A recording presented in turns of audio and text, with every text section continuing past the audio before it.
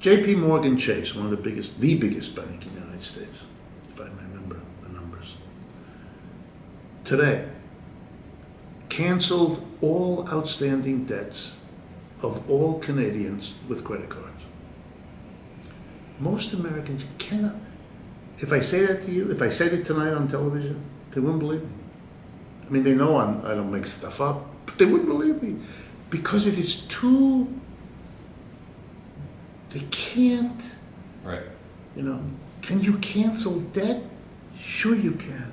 Societies have done it through history over and over again. So you think that we should be canceling our student loan debt? No, I think that the whole issue of debt in this society, I think it's bizarre to focus on one. Why is the debt that a family incurs for their child's education somehow different from the debt the family incurred to put a roof over their child's head?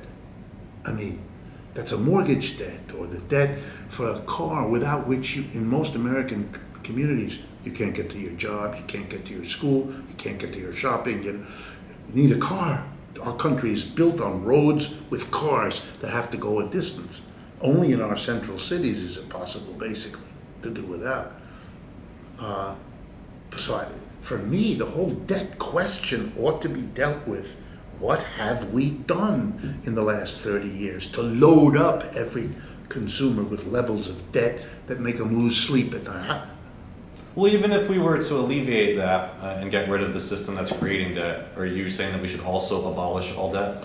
Well, I think forgive it all. I think we should reduce our debts. I think there is an imbalance between the creditor and the debtor that has to be addressed as part of the problems of this society.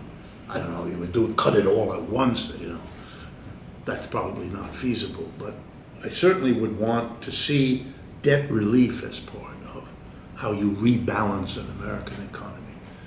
You know, and you know, I do a little exercise with my students. You know, if you have over $100 billion, which Bezos has, and he's not the only one, and you give it to the federal government, the securest way to place it, and you get, I don't know, $4 billion a year interest from that.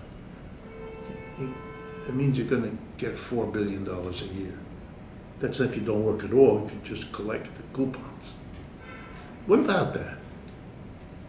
What would be feasible in this country if Mr. Bezos, instead of having $100 billion, had $1 billion?